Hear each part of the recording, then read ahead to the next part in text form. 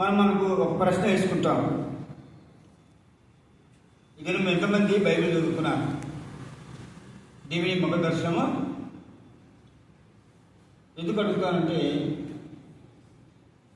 అడగడంలో మనకంటే ముందున్న వారు కూడా చెప్తున్నారు. ఎందుకు? దేవుని ముఖ దర్శనం చూడాలి. మనుషుల ముఖం మనం చూడకూడదు.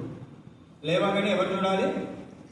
రక్షకుడిన తర్వాత మనము ప్రభుని చూడాలి. ప్రభు కొరకు మనం బ్రతుకుతున్నాము, ఆయన కొరకు మనం జీవిస్తున్నాము. ఈ లోకంలో పని చేసుకుంటున్నాము, ఎదుగు చేసుకుంటున్నాము. మనం బ్రతకడానికి జీవనోపాధి దేవుడు ఇచ్చాడు.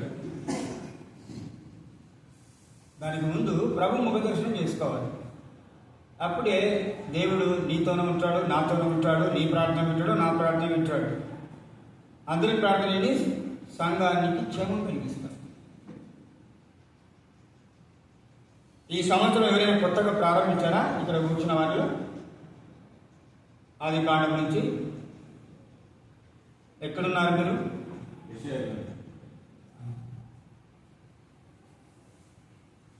క్రమంగా చదివితే మళ్ళీ సంవత్సరం మనం పూర్తి చేయాలి. మనం గొప్ప చెప్పుకోవడం కాదు, కానీ నేను 2000 సంవత్సరాలు ప్రారంభించాను, ఇంతవరకు ఆఫ్ చేయలేదు. ఇప్పుడు 26వ చదువుతున్నాను. నేను ఇర్మియా గ్రంథంలో ఉన్నాను. కొత్త నిబంధన యోహాను సువార్తలో ఉన్నాను.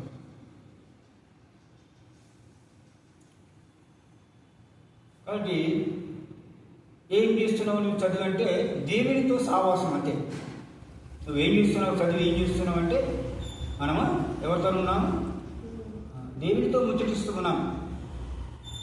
అది ఏంటి? వాక్యం అంటే వాక్యమే ఎవరైనా వాక్యంలో ఉంటే దేవునితో ఉన్నట్టు, దేవుని కొరకు మనం బ్రతుకుతున్నట్టు. ఒక మాట మనం అప్పస్తున్న పౌలు మాటలు ఎందుకు రాశాడు మనం గమనిస్తే, ఆయన తనకు తానే దేవునికి సమానంగా ఎంచుకున్నాడా ఎంచుకోలేదు? రోమా పత్రిక 14వ అధ్యాయము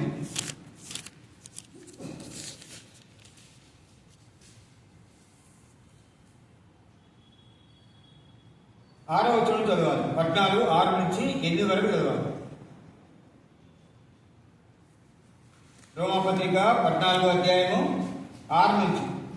దినములను లక్ష్యపెట్టువాడు ప్రభు కోసమే లక్ష్యపెట్టుచున్నాడు. వినువాడు దేవునికి కృతజ్ఞతాస్తుతులు చెల్లించుచున్నాడు గనుక ప్రభు కోసమే తినుచున్నాడు. వినువాడు ప్రభు కోసము తినుట మాని దేవునికి కృతజ్ఞతాస్తుతులు చెల్లించుచున్నాడు. మనలో ఎవడును తన కోసమే బ్రతకడు, ఎవడును తన కోసమే చనిపోడు. మనము బ్రతికినను ప్రభు కోసమే బ్రతుకుచున్నాము, చనిపోయినను ప్రభు కోసమే చనిపోవచ్చున్నాము. కాబట్టి మనం బ్రతికినను చనిపోయినను ప్రభు వారమై ఉన్నాము. మనం ఎవరి వారము? రక్షింపబడిన నీవు నేను, మనోనేత్రాలు వెలిగించబడిన నీవు నేను. ఈ సత్యాన్ని మనం తెలుసుకోవాలి. మనం బ్రతికినా చనిపోయినా మనం ఎవరి కొరకు బ్రతుకుతున్నాము? బ్రతుకుతున్నాము. కాబట్టి అపొస్తలుడైన పౌలు అతిశయించు నాకు తగదు కానీ అంటాడు. అతిశయించుతో నాకు తగదు. ఎందుకంటే దేవునితో ఆయన దెబ్బలు తిన్నాడు, ఈయన కూడా దెబ్బలు తిన్నాడు. వేసుకోవచ్చు అని చూశాడు. ఇంకా ఎక్కువ కొట్టించుకున్నాడు.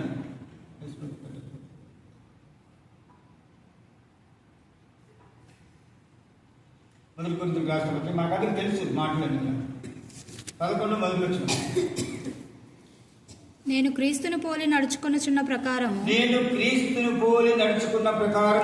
మీరును నన్ను పోలి నడుచుకొనుడి. మీరును నన్ను పోలి నడుచుకోండి అంటున్నాడు. నేను అనే మాటను మనం గమనిస్తే ఆయన నేను క్రీస్తుతో కూడా సిలువ అన్ని వదిలిపెట్టాను నేను అంటాడు. గలతీ పత్రిక 2:20 వచ్చిన గలతీ పత్రిక 2:20 నేను క్రీస్తుతో కూడా సిలువ వేయబడి ఉన్నాను. సిలువ వేయబడి ఉన్నాను. ఇకను జీవించువాడను నేను కాను. ఇకను జీవించువాడను నేను కాను. క్రీస్తే నా యందు జీవించుచున్నాడు. క్రీస్తే నా యందు జీవించుచున్నాడు. నేనిప్పుడు శరీరమందు జీవించుచున్న జీవితము నన్ను ప్రేమించి నా కొరకు తన్ను తాను అప్పగించుకొని నా కొరకు మనందరము అనుకోవాలి. నా కొరకు తనను తాను అప్పగించుకున్నాడు. మనల్ని నీతి మందులో తీర్చుకున్నకై, పాపం నుంచి విడిపించిన కొరకాయ, దుష్టతను తప్పించిన కొరకాయ ఈయన పనులు చేశాడు.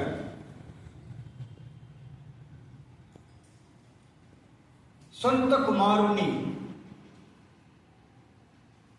రూపం కొరకు పంపించాడు. నా కొరకు నువ్వు బలియాగం చేయాలి. అందుకే మనము చనిపోయినా బ్రతికినా ప్రభువారము, అది గుర్తుపెట్టుకోవాలి. అనేక సరియాలు విడిచిపెడతాం, ఈ లోకంలో కలిసిపోతాం, అన్నిటితో సాహసం కలిసి ఉంటాం, అన్నిటితో తిరుగుతాం. మనోనేతలు విధించబడిన సంగతి మనం మర్చిపోతాం. నిన్ను నన్ను గమనించేవారు లేకపోలేదు. ప్రభునామానికి మనం అవమానం తెచ్చుమా?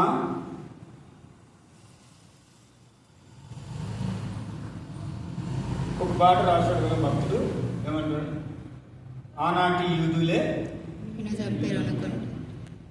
ఆనాటి యూదులే నిన్ను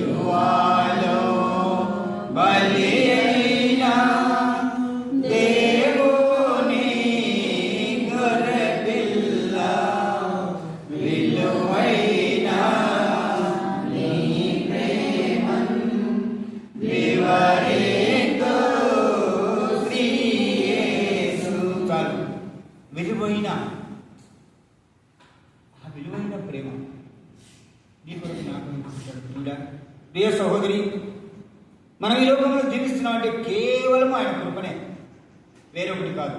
లోకంలో ఎంతోమంది జీవిస్తున్నారు. ఆయన ఆకర్షించిన ప్రజలు లోకంలో ఎంతోమంది ఉన్నారు. సముద్రంలో వల వేస్తే వలలో వచ్చినవే అవి బయటికి రావుతారు, గంపలో వేస్తారు. మంచి చేపలనే గంపలో వేసుకుంటారు. నీవు విడిచిపెట్టబడినావంటే అది నీ ఇష్టం. వలలోకి రావాలి. వల అనగా సంఘంలో చేర్చబడిన ప్రజలు మనం.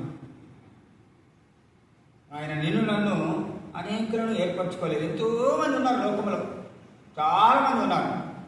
ధనికులు ఉన్నారు, అందరూ ఉన్నారు. కాబట్టి ప్రార్థనకు వచ్చిన నీతో నాతో ప్రభు మాట్లాడుతున్నది ఏంటంటే, ప్రభుకు మనము వెలుగియాలి. ఆయన గుణలక్షణాలని మనం గుర్తిరగాలి. ఎలుగుకోకుండా మన ఇష్టానుసారంగా జీవిస్తే దేవుడు చాలా విపత్తులు మనం ఎదుర్కోవాల్సి వస్తుంది. 2 కొరింథీయులకు రాసిన పత్రిక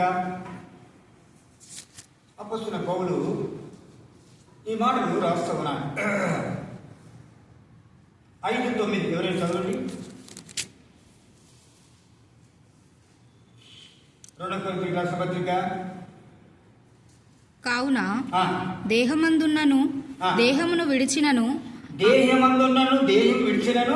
ఆయనకిష్టమై ఉండవలెనని మిగుల అపేక్షించుచున్నాము. మిగుల అపేక్ష కలిగిన వాడు. మిగుల అనే మాట మనం గుర్తుపెట్టుకోవాలి. దేవుడికి ఇష్టమైన ప్రజలను మనం.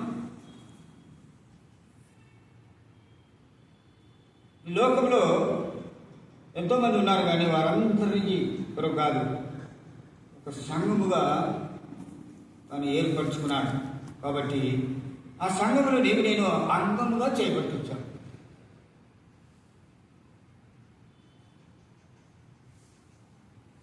మొన్ననే నాకు బలహీనత వచ్చింది. మూత్రపోటు శరీరం అంతా సరిజరం. ఎందుకయింది? అక్కడనే బలహీనత నాకు, కానీ శరీరం అంతా,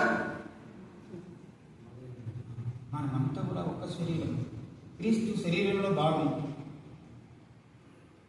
నీకు కట్టున చూస్తే నాకు రావాలి. సంఘ పరిచర్యలు నేను చెప్పేది. దేవుడు అట్లా మనల్ని జతపరిచి ఇచ్చాడు. కాబట్టి మళ్ళీ చదువు 5వ వచనం, 5:9. కావున దేహమందున్నను దేహము విడిచినను ఆయనకిష్టమై ఉండవలనని మిగులు అపేక్షించుచున్నాము. ప్రభుకి ఇష్టంగా ఉండాలి. మనము సంఘంలో కూడా ఇష్టంగా ఉండాలి. అన్ని పనులు ప్రేమపూర్వకం చేయాలి. దేవుడికి చేస్తున్నాము అని చెప్పాలి. మనము దేవుడికి చేస్తున్నాం, ఎవరికి చేయట్లేదు. దేవుడి కొరకు మనం బ్రతుకుతున్నాం. యెషయా 57:1-2 వచనాలు. యెషయా గ్రంథము 57:1.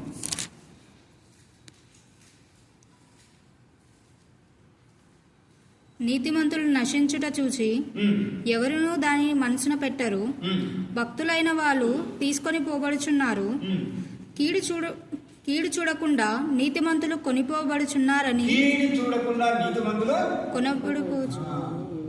ఎవరికి ఇక్కడ భక్తులు రాస్తున్నమాట. భక్తులైన వాళ్ళు తీసుకొని పోతున్నారు, కీడు చూడకుండా నీతిమంతులు కొనిపోబడుచున్నారు. ఎవరికి తోచదంట నీతిమంతులు.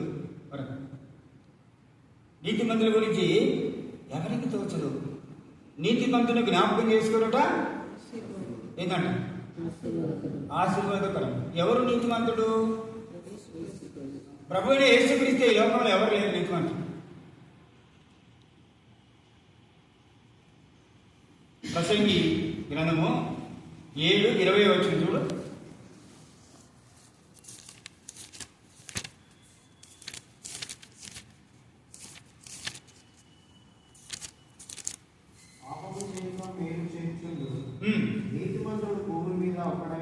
భూమి మీద ఒక్కడైనా లేడు, యేసు ప్రభు తప్ప. నీతిమంతుడు ఎందుకు లేడు అంటే ఏదో ఒక మాట చేత మనము తప్పు చేస్తూనే ఉంటాం. మానవులుగా మనము అట్లాగ దేవునికి ఆయన ఒక్కడే, ఆయనకే సాధ్యం.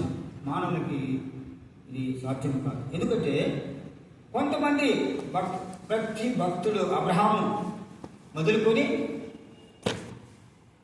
తర్వాత ప్రవక్తలందరూ కూడా ఏదో విషయంలో తప్పు చేసిన వారు.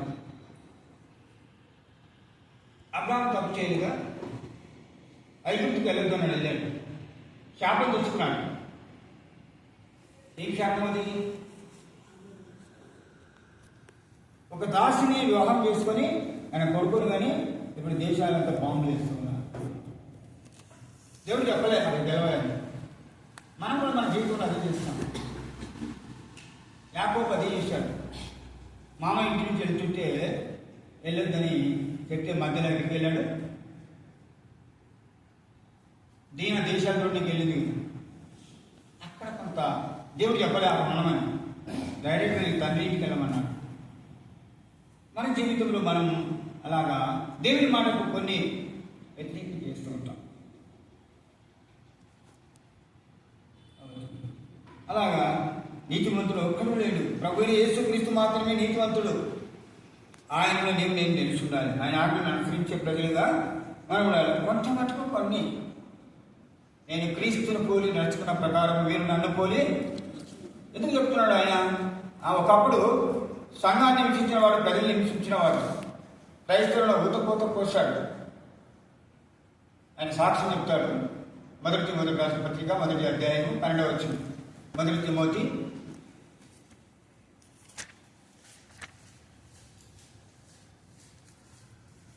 మనకన్నీ మాటలు తెలిసిన మాటలే. పూర్వము దూషకుడను, హింసకుడను, హానికరుడనైన నన్ను తన పరిచర్యకు నియమించి నమ్మకమైన వాడిగా ఎంచినందుకు నన్ను బలపరిచిన మన ప్రభువైన యేసుక్రీస్తు కృతజ్ఞత. తెలియక అవిశ్వాసం వలన చేసింది కనుక కనికరింపబడ్డాడు. తెలియక మనం ఏదైనా చేస్తే కనికరింపబడతాం. తెలిసి చేస్తే దానికి క్షమాపణ లేదు. ఎక్కడికి వెళ్ళాలో దేవుడు నిర్ణయించిన అగ్నిగుండాలు ఉన్నాయి, దాంట్లో ప్రవేశించాలని చేస్తాడు. తెలిసి పాపం చేస్తే, తెలియక చేస్తే ఆయన అంటాడు, తెలియక చేశాను కాబట్టి నేను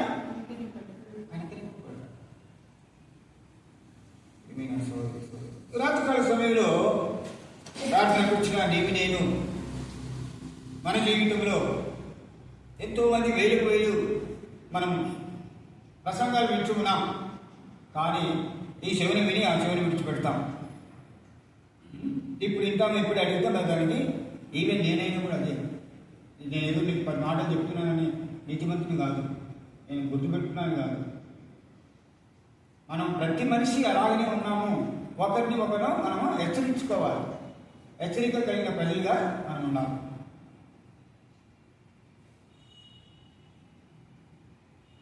కీర్తన 60 అధ్యాయము 61. కీర్తన 61.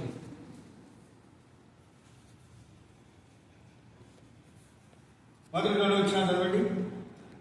దేవా నా మొర ఆలకింపుము, నా ప్రార్థనకు చెవియొగ్గుము. చూడండి, ఇక్కడ దావీదు అనే మాట, దేవా నా మొర ఆలకించుము. మొరపెడుతూ ఉన్నాడు ప్రభుకి. మనం ఇప్పుడు కూడా మొరపెట్టడానికి వచ్చాం. మన అవసరాల కొరకు, మన కుటుంబ అవసరాల కొరకు, సంఘ అవసరాల కొరకు మనం మొరపెట్టడానికి వచ్చాం.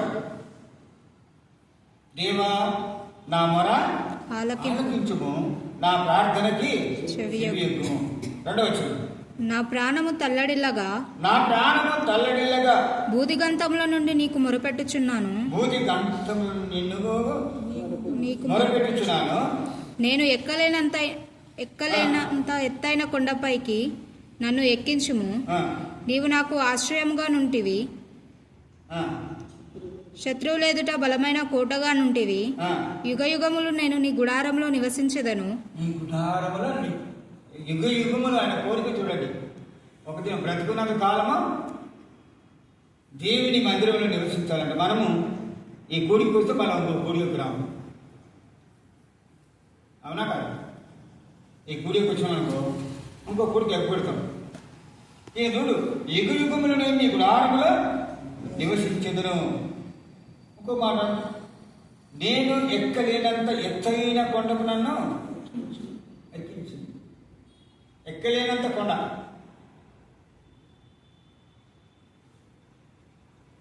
నిజంగా దావీదు ఆశ. చూడండి 5వ అధ్యాయము కీర్తన గ్రంథంలో మాట,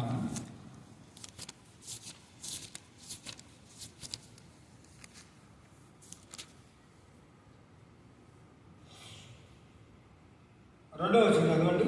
మొదటి నుంచి 5వ అధ్యాయం. యెహోవా నా మాటలు చెవిని పెట్టుము, నా ధ్యానం మీద లక్ష్యముంచుము. నా రాజా, నా దేవా, నా అర్థధ్వని ఆలకించుము. నిన్నే ప్రార్థించుచున్నాను. యెహోవా, ఉదయమున నా కంఠస్వరము నీకు వినబడను. ఉదయమున నా ప్రార్థన నీ సన్నిధిని సిద్ధం చేసి కాచియుందును. ఉదయమున నా ప్రార్థన నీ సన్నిధిని ఏం చేస్తున్నాడు ఆయన? సిద్ధం చేసుకుంటున్నాడు.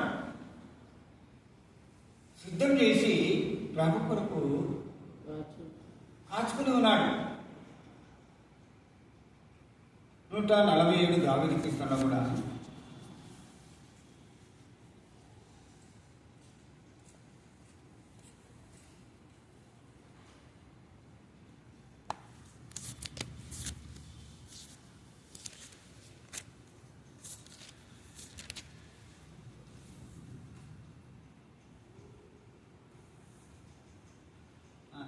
క్షమించేది 119 అనుకుంటాను.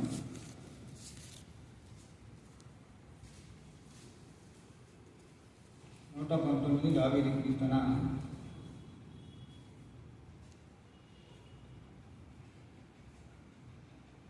164 67. అక్కడ ఏముంటుందంటే తెల్లవారక మునిపే అనే మాట ఉంటుంది. తెల్లవారక మునిపే మొరపెట్టి తిని మాట మీద ఆశ పెట్టుకొని ఉన్నాను. నీవిచ్చిన వాక్యం నేను ధ్యానించుటకై నా కన్నులు రాత్రి జాములు కాకమునివే తెచ్చుకొందును. రాత్రి జాములు కాకముందే తెచ్చుకుంటాడండి. మనం ఎప్పుడు వేస్తున్నామో మనకు తెలియాలి. ఎందుకు ఈయన తెల్లవారుజామున లేస్తున్నట్టున్నాడు? అసలు ఏముంది దేవుడిలో? ఎందుకు అంత ఆశ పెట్టుకుంటున్నాడు? ఎందుకు దేవుని ఇంట్లో అలాగే ఉండాలని ఆశపడుతూ ఉన్నాడు? ఈయనకు ఒక ఆశ ఉంది, దేవునిలో ఎట్లా గడపాలి. ఆయన వాక్యం దొరుకుతుందండి ఆయనకు. చదవండి మాట 63వ కీర్తన 4వ వచనం. నమస్కారాన్ని జ్ఞాపకం చేసుకొని రాత్రి జాములందు నిన్ను ధ్యానించినప్పుడు కొవ్వు మెదడు నాకు దొరికినట్లుగా ప్రాణం తృప్తి పొందుచున్నది. కొవ్వు మెదడు దొరికినంత వాక్యము దొరికితే ఆయన తృప్తి అంటే. దావీదు ఆశ, క్రొవ్వు మెదడు నాకు దొరికినట్లుగా నా ప్రాణము ఏం చేస్తుందంట? తృప్తి పొందుచున్నది. తృప్తి పొందుతుంది.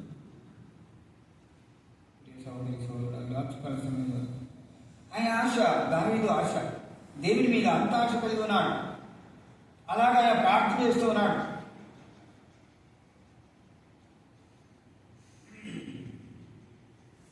ఎనిమిదో వచనము 61 దావీదు కీర్తన 8వ వచనం. దినదినము దినదినము నా మొక్కుబడులను నేను చెల్లించుతున్నట్లు నీ నామమును నిత్యము కీర్తించేదను. నిత్యము కీర్తిస్తాను. నిత్యము దినదినము నా మొక్కుబడులను నేను చెల్లించినట్లు నీ నామము నిత్యము కీర్తించదు. నిత్యము కీర్తిస్తాను. 72వ కీర్తన 15వ వచనం. కీర్తన 72:15. అతడు చిరంజీవగును క్షేమ బంగారమును అతనికి ఇవ్వబడును. అందుకు క్షేమమునకై జననిత్యము ప్రార్థన చేయుదురు. దినమంతయు అతని పొగవుదురు. 15వ వచనం. 72:15.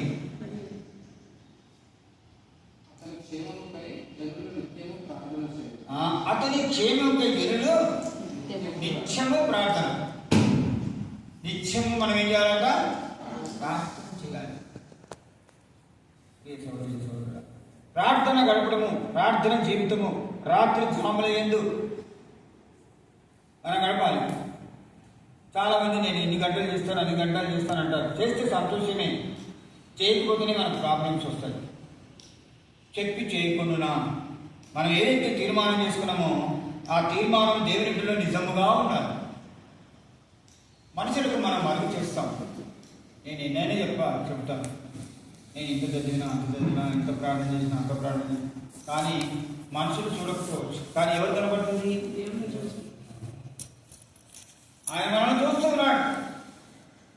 11:4 కీర్తనలు 11:4. యెహోవా తన పరిశుద్ధాలయంలో ఉన్నాడు. యెహోవా తన పరిశుద్ధాలయంలో ఉన్నాడు. యెహోవా సింహాసనం ఆకాశమందున్నది. యెహోవా సింహాసనం ఆకాశమందున్నది. ఆయన నరులను కనులారా చూచున్నాడు. ఆయన నరులను కనులారా చూచున్నాడు. తన కనుదృష్టి చేత చూచున్నాడు. ఆయన వారిని పరిశీలన చేస్తున్నాడు. రక్షణ పొందిన తర్వాత ప్రార్థన చేస్తున్నాడు, నీకు ఆరాధన చేస్తున్నాడు, నీకు నీ మాట మారాలి, నీ ప్రవర్తన మారాలి. కొంతమంది మాటలు అలాగనే ఉంటాయి. బరువు చేయవచ్చున్నాం, మాట మాత్రం మారదు. ఆ ఫస్ట్ ఎప్పుడు అట్లనే ఉంటుంది. అట్లా ఉండకూడదు. మనం పరిచయం చేసినా ఏం చేసినా క్షేమాభివృద్ధి చదవదు. కాబట్టి ఆయన నిన్ను నన్ను ఏం చేస్తున్నాడు? కన్నులారా అన్నాడు. ఏదైనా యాక్సిడెంట్ అయింది, రోడ్డు మీద వెళ్తున్నాము, మనకు అడ్డుపడ్డది, మనం చెప్పేటప్పుడు ఎట్లా వర్ణిస్తాము? నా కన్నులారా చూసాను నేను. ఏదైనా వ్యభిచారం చేస్తుంటే ఇంకా చేస్తుంటే కూడా చెప్తాం. ఏం చేస్తాం మనం? కన్నులారా అంటే మొత్తం క్లియర్గా చూశాను. అదే దావీదు అంటున్నాడు 11 అధ్యాయం 4వ వచనంలో. అదే మాట ఎక్కడున్నాడు దేవుడు? యెహోవా తన పరిశుద్ధాలయంలో ఉన్నాడు. యెహోవా సింహాసనం ఆకాశమందున్నది. యెహోవా సింహాసనం ఆకాశమందున్నది. ఆయన నరులను కనులారా చూచున్నాడు. ఆయన నరులను సహోదరుడు ఆ ప్రార్థనకు వచ్చిన నీతో నాతో ప్రభు నన్ను కనులారా చూస్తున్నాడు. మన తీర్మానం ఎంతవరకు ప్రభుకు అంగీకారంగా ఉంది? మనం చేసే ప్రార్థనకు జవాబు దొరుకుతుందా? అసలు నన్ను ఏర్పరచుకున్న ఉద్దేశం ఏంటి? దానికి కొంచెమైనా న్యాయం చేస్తున్నామా?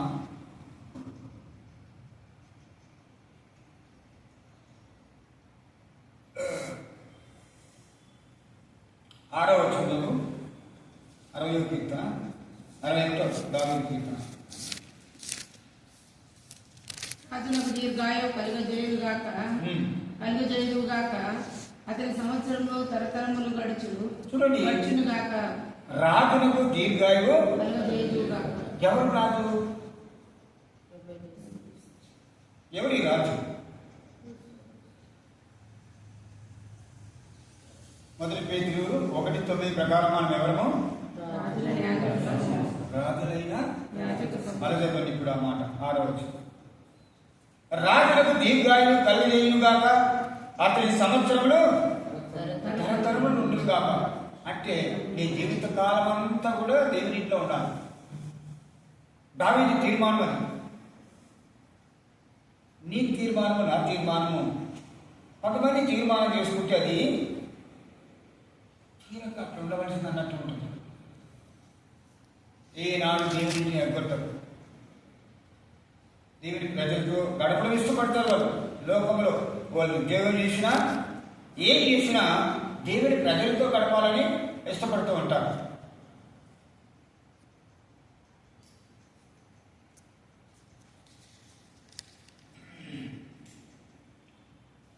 కాబట్టి రాజుకాల సమయంలో దేవుడు మీతో నాతో 4 దావీదు కీర్తన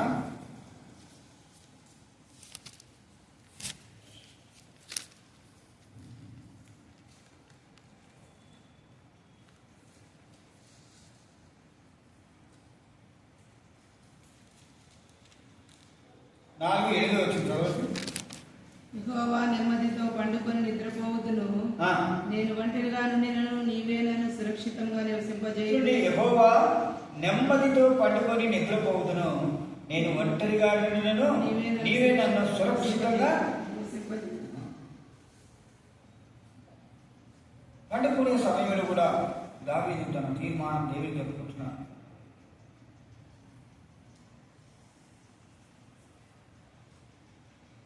మొదటి వచ్చేది 4వ అధ్యాయము. నా నీతికి ఆధారమగు దేవా, నేను మొరపెట్టినప్పుడు నాకు ఉత్తరమేమో. మనం చేసే ప్రార్థనకు జవాబు కావాలి. మన రాత్రి కాలం సమయంలో నిద్ర పంచుకొని మనం ప్రార్థన చేయడానికి వచ్చినాం. మన అవసరాల కొరకు, మన అక్కర్ల కొరకు, మన కుటుంబం కొరకు, క్షేమం కొరకు ప్రార్థన చేస్తూ ఉన్నాం. అయితే ఈ సమయము నిద్రపోకుండా మనం దేవుడితో గడపాలని ఇష్టపడుతున్నాం. మన ప్రార్థన దేవుడు నా నీతికి ఆధారమగు దేవా, నేను మొరపెట్టినప్పుడు నాకు ఉత్తరము జవాబు కావాలి. ఇంతకుముందు ఫోన్లు లేనప్పుడు ఏముంటే మనకు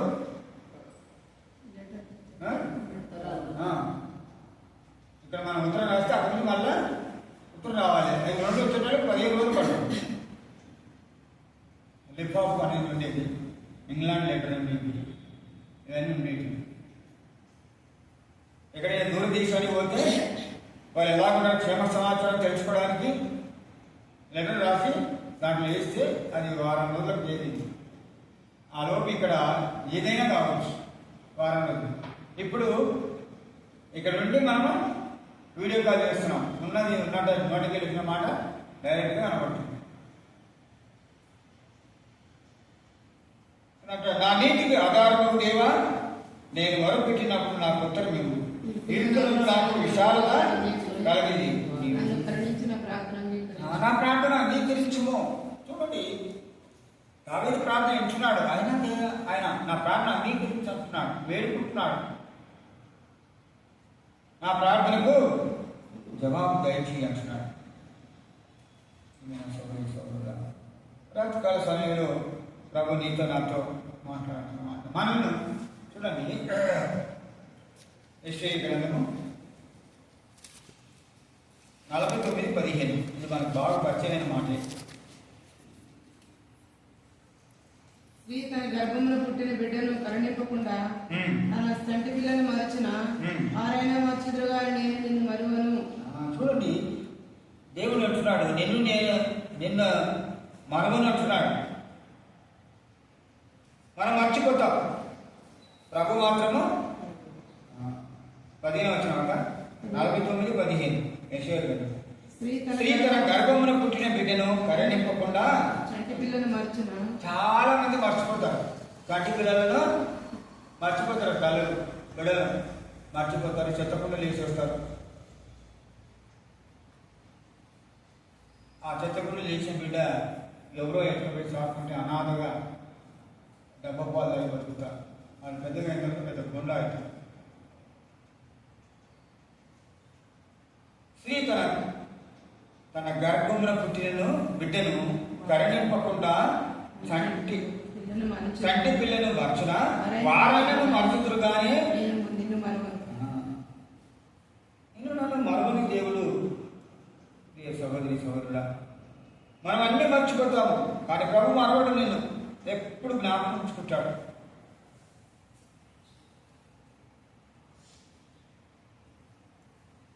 ఒక మాట ఉంది కదా, రాజులైనను నమ్ముకొనకడని మాట. చదవండి ఆ మాట. మనుషులను నమ్ముకున్నట్టు మనుషులను నమ్ముకొనకంటే అది రాజులనైనను అనే మాట. రాజులను నమ్ముకున్నట్టు కంటే యెహోవాను ఆశ్రయించుట. మనం ఏం చేస్తామంటే ఎమ్మెల్యేని ఆశ్రయించుతాం. ఎమ్మెల్యేతో బాగా తిరుగుతూ ఉంటాం. కార్పొరేటర్తో తిరుగుతాం. ముఖ్యమంత్రులు కావాలంటే వాళ్ళతో ఫోటో దిగాలని ఆశ ఉంటుంది మనకు. కొంతమంది క్రైస్తవులతో ఉంటుంది. నేను బయట లోకంలో ఉన్నవాళ్ళని చెప్పట్లేదు. నేను వారిని నమ్ముకోనకండి. ఈ యెహోవాను ఆశ్రయించుట మీరు. వాళ్ళు 5 సంవత్సరాలు ఉంటారు, వెళ్ళిపోతారు. ఎవరి వాళ్ళ దగ్గరికి వస్తారు. దీర్ఘాయు చేత నిన్ను నన్ను తృప్తిపరిచే దేవుడు నీకు నాకు ఉన్నాడు. ఆయనను ఆశ్రయించాలి. కాబట్టి 49 మొదటి వచ్చేది ఒక యెషయా గ్రంథం. దీపములారా నా మాట వినండి, దూరంలో ఉన్న జనులారా ఆలోచించుడి. నేను గర్భంలో పుట్టగానే నేను యెహోవా నన్ను పిలిచాను. నేను గర్భంలో పుట్టగానే యెహోవా నన్ను తల్లి నన్ను ఒడిలో పెట్టుకునేది మొదలుకొని జ్ఞాపకము. తల్లి గర్భంలో ఉన్నప్పుడు భూమి మీదకి వచ్చినప్పుడు కూడా నిన్ను నన్ను జ్ఞాపకం చేసుకుంటున్నాడు దేవుడు.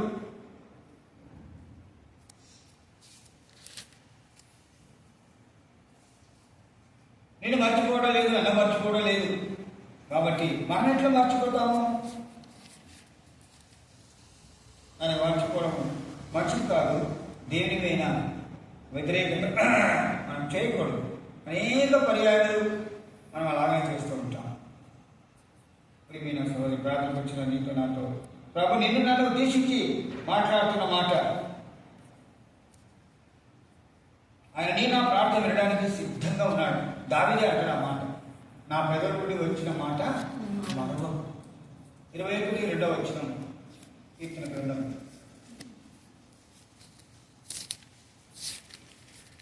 అతని మనోశిష్టులను సఫలంగా చేస్తున్నావు. అతని పెదవులలో నుండి వచ్చిన ప్రార్థన నీవు మానక అంగీకరిస్తు ప్రార్థన మహానక అంగీకరిస్తూ ఉన్నాడు. ప్రియ సహోదరి సహోదరుడా, నీకు ఆయన ఇష్టం ఉన్నదా? దేవుడు నా ప్రార్థన నిరాకరించట్లేదు అని 109:4 వచనం.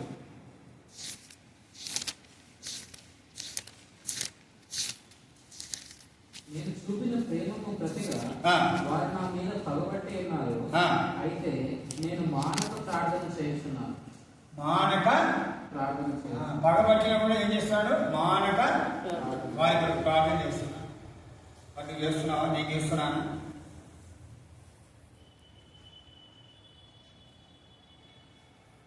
మొదటి దశలోనికి రాసిన పత్రిక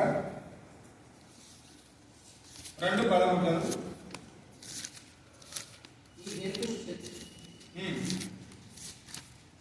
మొదటి దశలోనికైతే 2. ఈ హేతువు చేతను ఆ. నేను దేవునికి వచ్చిన వర్తమాన వాక్యము మా వలన అంగీకరించినప్పుడు మనుషుల వాక్యమని ఎంచక అది నిజముగా ఉన్నట్టు దేవుని వాక్యమని దానిని అంగీకరించింది కనుక మేమును మానక దేవునికి కృతజ్ఞతాస్తుతులు చెల్లించుతున్నాం. మానడము మన జీవితంలో మనం ప్రార్థన మానకుండా ఉంటేనే కాదు. మనం ఎప్పుడైతే మానిపోతామో మనకు ఆశీర్వాదాలు ఉండవు. 21 మళ్ళా 2వ వచనం చదవండి. అతని మనోభిష్టమును సఫలం చేయుచున్నావు. మనోభిష్టమును సఫలం చేయను అతని పిల్లల నుండి వచ్చిన ప్రార్థన మానక అంగీకరించిన. 3వ వచనం. శ్రేయస్కరమైన ఆశీర్వాదములతో నీవు అతనిని ఎదుర్కొనుచున్నావు. అతని తల మీద అపరాధ కిరీటం నీవు ఉంచి ఉన్నావు. చూడండి, 3వ వచనం మనం గమనించినట్లయితే శ్రేయస్కరమైన ఆశీర్వాదం ఉంటుందట. మానక ప్రార్థన చేస్తే, దేవుడితో సావాసం కలిగి ఉంటే, అన్ని కొడుకులకు పాలు పొందితే, అందరితో సమానముగా మనం కూడా దేవుడు మనకిచ్చిన రక్షణను నిర్లక్ష్యం చేసుకోకుండా ఎప్పుడైతే మనం ఉంటామో ఆయన చెప్తున్న మాట మనం ఇక్కడ శ్రేయస్కరమైన ఆశీర్వాదము నీవు అతనికి ఎదుర్కొంటున్నావు. ఇంకొక మాట అంటాడు, అతని తల మీద అపరంజి కిరీటం అంట. అపరంజి కిరీటం పౌలు అంటాడు కదా, ఆ ఒక కిరీటం గురించి మాట్లాడతాడు ఆయన. 2వ తిమోతికి రాసిన పత్రిక 4:7 వచనం. మంచి పోరాటము పోరాడితే నా పరుగు కడముట్టించి విశ్వాసమును కాపాడుకుంటుని. ఇక మీదట నా కొరకు నీతి కిరీటం ఉంచబడి ఉన్నది. ఆ దినమందు నీతిగల న్యాయాధిపతి అయిన ప్రభువు అది నాకు మాత్రమే కాకుండా తన ప్రత్యక్షతను అపేక్షించు వారికి అందరికీ అనుగ్రహించును.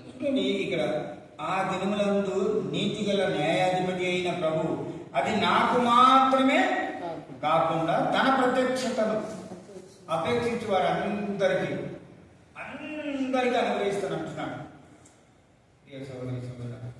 ఒకరు మాత్రమే కాదు, దేవుడు చేసే పనులు నీ నా నిమిత్తమై ఈ రాత్రి సమయంలో ప్రార్థన కూర్చున్న నేను మనమంతా కూడా దేవుని కొరకు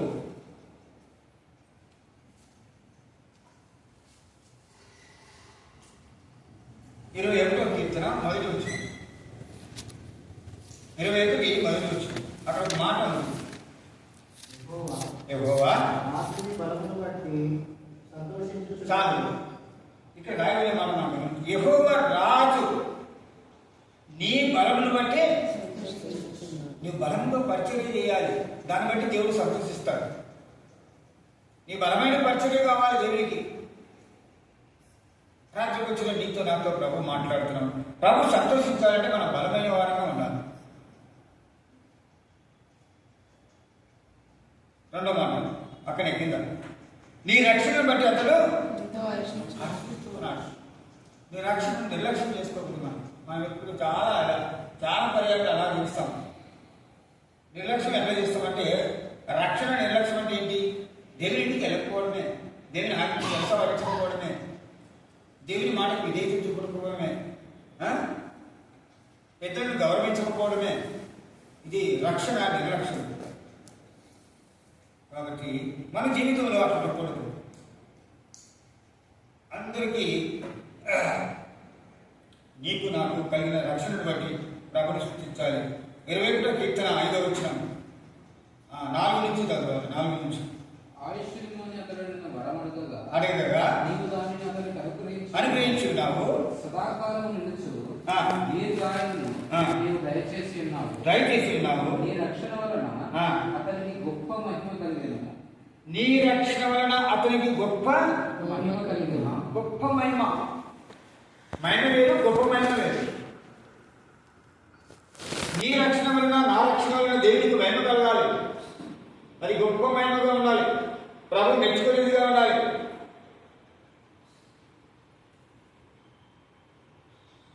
గౌరవ ప్రభావం నీవు అతనికి ధరింపు చేసి ఉన్నావు. నిత్యము ఆశీర్వాద కారకుడుగా నుండునట్లు నీవు అతను నియమించి ఉన్నావు. నీ సన్నిధిని సంతోషంతోనే ఏం చేస్తున్నాడు? చదవండి. ఏం చేస్తున్నాడు? ఆశీర్వాద కారణంగా ఉండునట్లు నీ వద్ద నియమించున్నావు. నీ సన్నిధిని సంతోషంతో అతన్ని ఉల్లసింపజేసి. ఉల్లసింపజేయడం అంటే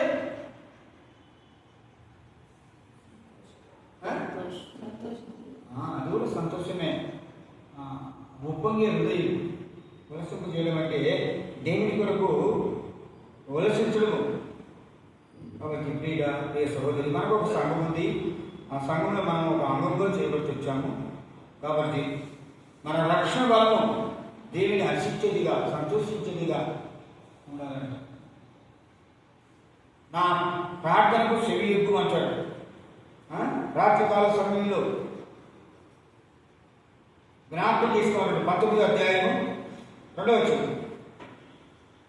కీర్తన 19:2.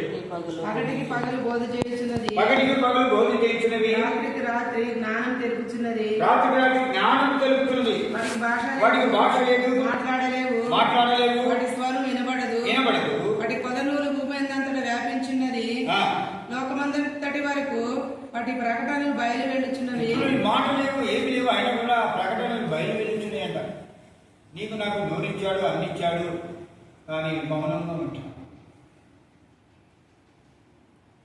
మౌనంగా ఉండకూడదు అని ప్రభు చెప్తున్న మాట నేను గమనించినట్లయితే రాత్రికాల సమయంలో ప్రభు నీతో నాతో మాట్లాడుతూ ఉన్నాను.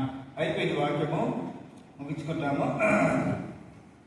మనకు ఒకటే ప్రసంగం ఉంటుంది, ప్రార్థన చేసుకుని వెళ్ళిపోతుంది.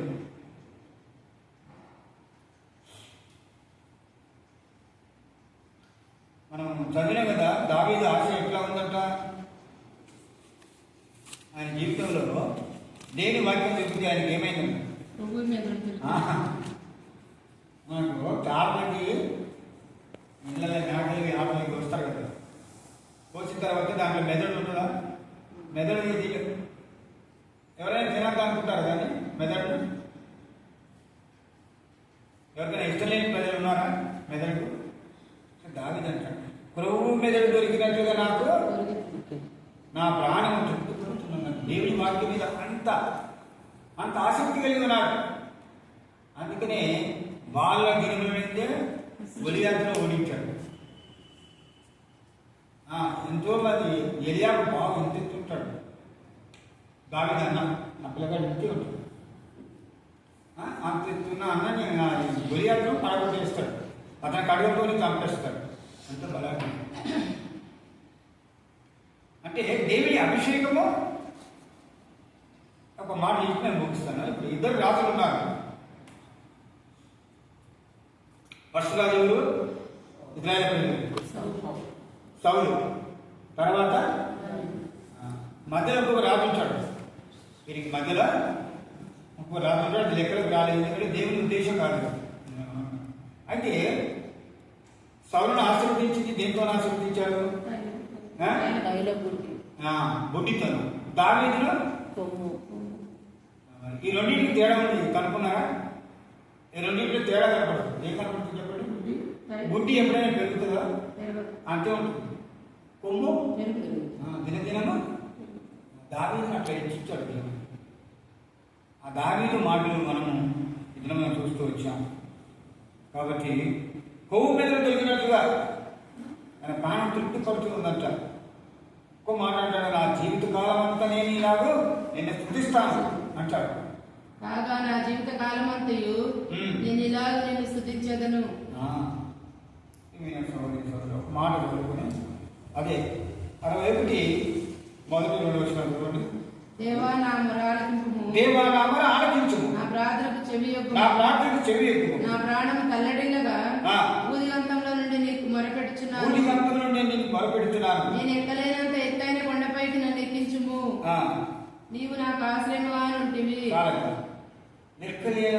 ఎక్కలేనంత కొండ నన్ను ఎక్కించమని ఆయన ఇష్టపడుతున్నాడు. ఎక్కలేనంత కొండ ఏముంటుంది? ఎక్కలేనంత కొండ మానవులకి ఎక్కలేనంత కొండ ఏంటి? ఇప్పుడు కష్టం మీద అదేది ఎంతోమంది ఆ కొండ ఎక్కి దిగాలనుకుంటారు. ఏది ఎవరెస్ట్ ఎంతో కష్టంతో ఎక్కి దిగుతారు. అని దావీదు అంటున్నాడు, నేను ఎక్కలేనంత ఎత్తైన కొండకు పైకి నన్ను అంటే ఏంటి కొండ? దేవుడితో దావీదే అంటాడు, నా కొండ నా కోట నీవే. ఏమంటాడు? నా కొండ నీవే, నా కోట నీవే. దేవుడితో ఉండాలనే ఆశ. ఈ సోదరుడు రాజకీయ సమయంలో ప్రార్థన వచ్చిన నీతో నాతో మాట్లాడుతూ కొన్ని విషయాలు పంచుకుంటూ వచ్చాము. దీన్ని బట్టి మనం ప్రార్థన చేద్దాం. ఈ రాత్రి పరిస్థితుల్లో 12 గంటల మనం ముగించుకుంటాము. అందరికీ సమయం చెప్పిన మనం ప్రార్థన చేస్తాం. ప్రార్థన దేవుడితో వారికి మనం జీవించుతాం. ఇంకేదైనా